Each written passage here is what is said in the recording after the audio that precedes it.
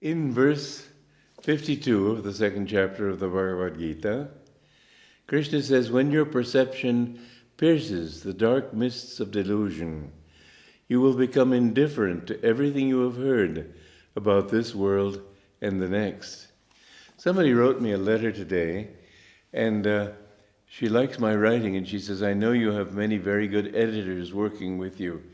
And I have to admit, my ego came into the picture. And I wrote back and I said to her, I know it's my ego, but I can't help saying this. I never will let anybody touch anything I write with an editorial pen. Now, this is not total indifference, is it? So I have something to work on here. But what Krishna is saying is that you become indifferent. And actually, probably the best, well, not probably, let's face it honestly, certainly the best attitude would have been to let her think what she liked. But I wasn't ready for that. I put a lot of effort into writing when I shifting words back and forth and trying to find the right word and so on. And so this is my little piece of pride that I have to work on. But when your perception pierces the dark mists of delusion, you will become indifferent to everything. And he says, to everything you have heard about this world and the next. Actually, my guru in his own book wrote a wonderful chapter on the resurrection of Sri Yukteswar. And in that chapter, Sri Yukteswar explained, as in fact my guru had done years earlier, so it's not as if he was really learning this for the first time, but in his humility he made it sound that way. But in the astral world, it's all very interesting, and it helps us to be interested in what we are doing. It's helpful to know what the astral world is like. It's helpful to know that we have things to look forward to it. The mind needs a certain amount of stimulation in order to make a spiritual effort. Now, what Krishna is doing is getting rid of that stimulation too. So you have to reach a point of joy where you don't need that kind of stimulation anymore. And that's what he is talking about here, to go beyond that stimulation, not to care. And in fact, it doesn't really matter. You are not in this world, you are not of that world. You are a child of God. And in God, everything is absolutely perfect. So the astral world and this world, the indifference to that means not to, in the higher state of egolessness, not to get interested or excited by where you are going, where you have come from, what it'll be like. These are all the sort of things you get from a newspaper too. A subtler kind of newspaper, I grant you. You won't find the Times of India in deep meditation. But it is the kind of news that people want to keep their interest stimulated. Now we need to go to the point where we're so still that stillness itself becomes all-absorbing. And this is why Sachitanda is such an absolutely wonderful concept. In Buddhism, they say, this is not what Buddha said, but is what Buddhists have said, because Buddha came to get rid of the karma kand, the emphasis on doing those things which will please the gods so that you go to heaven and so on, get certain powers, whatever it might be. But the Buddhists came to think then that he wasn't, because he didn't talk about God, he only talked about our own effort. They decided that God doesn't exist, it's all there. Buddhism is, in a sense, may be called atheistic. Now, in that state, you reach a state of calmness where there's nirvana, no vanas, no ripples of thought or feeling on the mind. And they think that in the state of perfect nirvana, you cease to exist. Now, this is not the truth, and as I've said this before, in fact, this is one of the wonderful things my guru came to teach, because he showed how Buddha, the ancient Vedas, Ramanuja, Chaitanya, all these people were actually teaching the same truth. And there isn't the kind of argument between one religion and another that so many people fancy. It's all one truth. And as we go into deep meditation, I read a pamphlet, as I think I've said before, in Thailand once, put out by some official Buddhist organization, comparing nirvana with Sachitanda. And that pamphlet said, well, oh yes, there is a little bliss at the in the momentary bliss at the beginning, but then nothingness. Well, I can't help asking the question, who in his right mind would work to become absolutely nothing? Of course you don't want to cease to exist.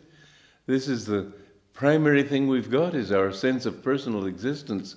What we need to do is transcend the egoic aspect of that existence and realize that existence is the infinite self, and that our true self is not this ego, but this infinite body. And so the Buddhists thought that you cease to exist. Well, I think that's why they all work to become bodhisattvas. Nobody wants to really give up the idea of existing completely. We want to exist in the right way, and Shankaracharya explained what that right way is. He explained that the freedom of the soul is a state, and that God himself, he said, God exists, but he isn't Ganesha or Saraswati or Kali or Shiva or all these different forms which are ideals.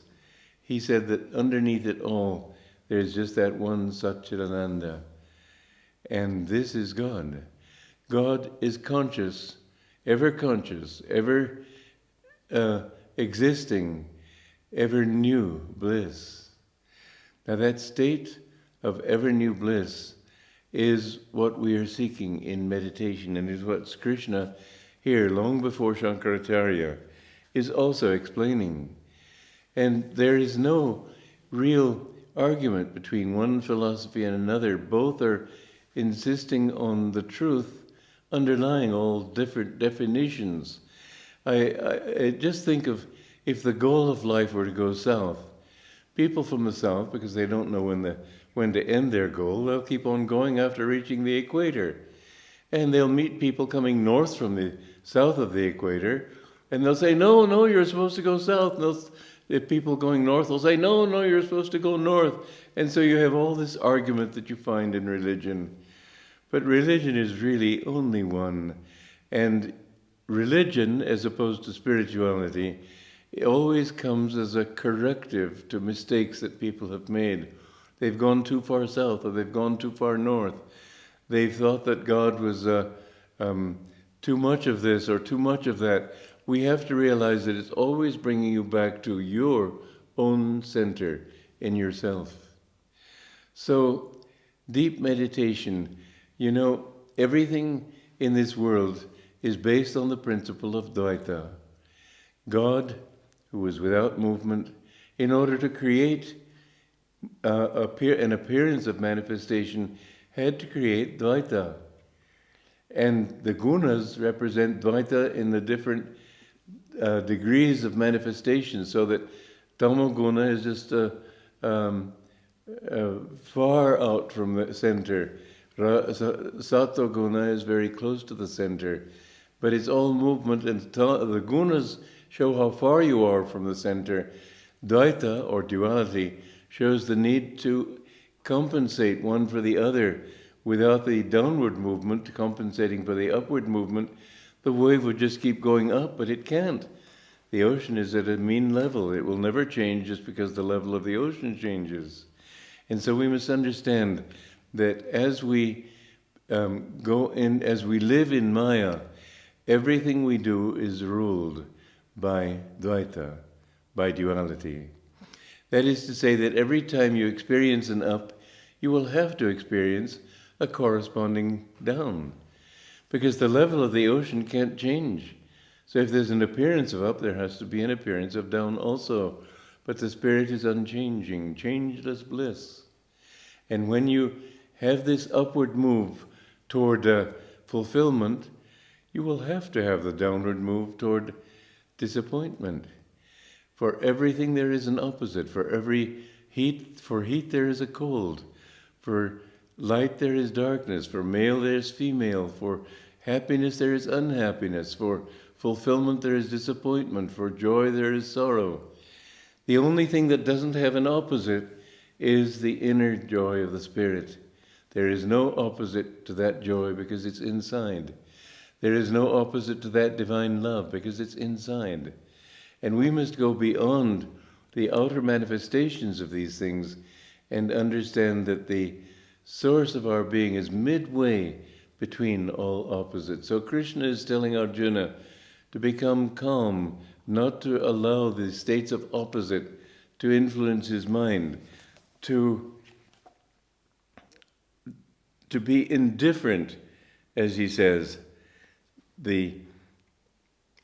did I say here? Yes, to be indifferent to the ups and downs of life. That does not mean, again, I have to keep emphasizing this because too many people, I remember this one yogi who told me, he was 132 years old, so obviously he had something, but he said you shouldn't enjoy a beautiful sunset. And I knew that my guru had taught differently. What my guru said was, enjoy everything, but enjoy it with the joy of God. That is to say, when you see something good, like a good meal, a good sight, a good experience in life, whatever it is, don't go outward with it. Feel that joy inside yourself. This is the essence of Kriya Yoga. This is the essence of yoga itself, that you understand that the joy that you experience in the world outside is really in yourself.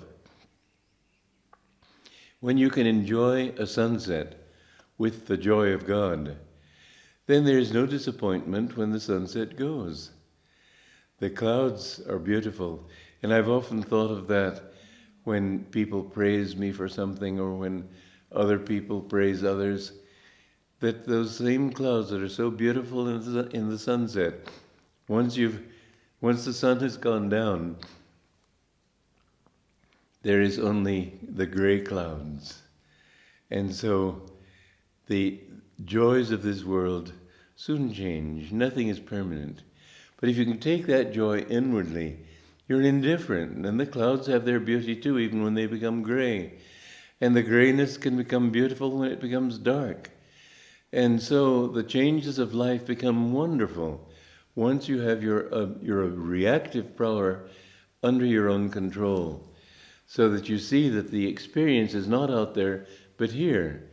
And this reactive power, as I have said before, is allied very closely to the movement, the upward movement in Pingala, in Irda, and the downward movement in Pingala. And so where there is a positive reaction, and you inhale, and you say, oh, how wonderful, oh, how sad. And the way you sit, the way you look, the way you breathe, everything indicates these shifts of consciousness. So in your watching of the breath, watch it calmly, but with indifference. And then gradually you will find that it isn't indifference, it's that your joy is not allied or attached to those outward experiences. So what is the world like, and what is the astral world like, and what are all these differences? You know, the questions that people can ask are endless. And if you have a questing mind, you will never stop questioning. You have to go beyond that, beyond doubt. Just say what is. Yoga will help you to do that. And Krishna is telling us this is what we must do. To become indifferent to the world does not mean, as I've said, not mean to become apathetic, but to say that my inner happiness is not conditioned by anything that happens outside myself. I am happy in myself.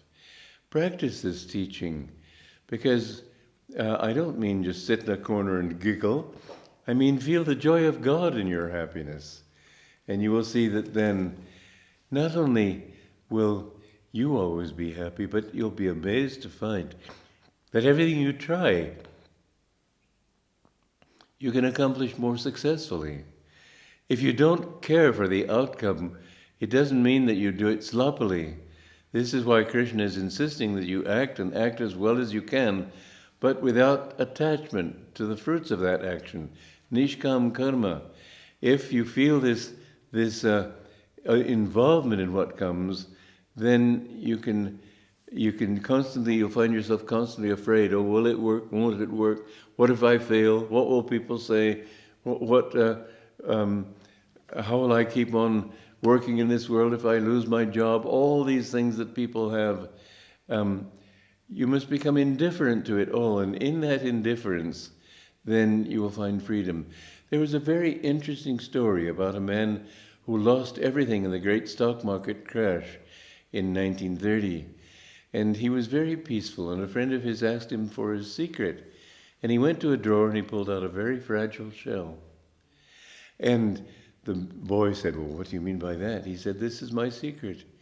He said, "When I lost everything in the stock market crash, I decided to commit suicide, and I sent my family away, and I went down to the ocean, and I was all set to plunge into the waters and let the waters take me. And every time I tried to get into the water, it threw me back. And one time when it threw me back onto my knees, I looked down and I saw this very fragile shell. And I thought, now how can that fragile shell stand up to these waves which are throwing me back to the ground, back to the shore?" And he realized that the shell had gone with the waves instead of fighting the waves. So what Krishna is telling us here is go with the waves and go with circumstance. Don't be fighting them all the time. Go with it. Be indifferent to the results. Know that whatever happens, you have joy in yourself. You are complete in yourself. You don't need anything. You'll be amazed if you can learn to just float with life, how everything will come out better. And you will have your peace of mind, and you will not have those fears and doubts that prevent you from attaining success. But you'll attain it with peace of mind. Joy to you.